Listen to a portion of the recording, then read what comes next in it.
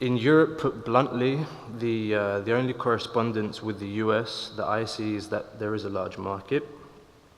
Test drilling operations thus far, for instance, in Sweden and Poland, have shown that geological conditions in those parts of Europe are not as favorable as those parts in the US, where the bulk of shale gas and tight oil extraction is currently taking place. Typically, resources in Europe are trapped in shale rock layers that are much deeper into the subsurface, substantially raising the cost of extraction.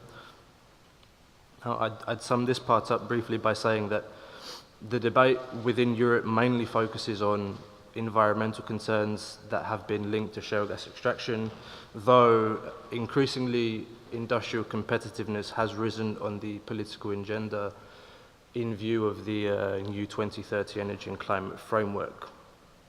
Also, in parts of Europe, energy security is often cited as a major concern, as are the lack of benefits for local communities and the challenge of population density.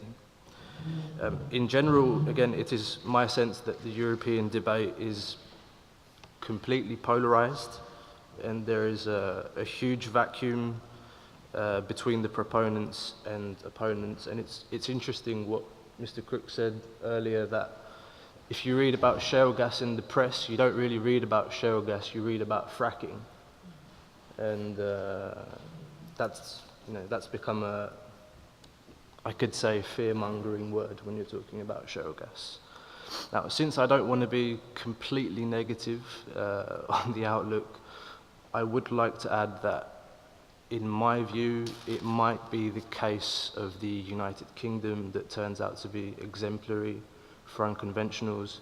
The UK is thus far the only member state that has successfully attempted to address the issue of providing local communities with benefits and addressing the issue of having a social license to operate.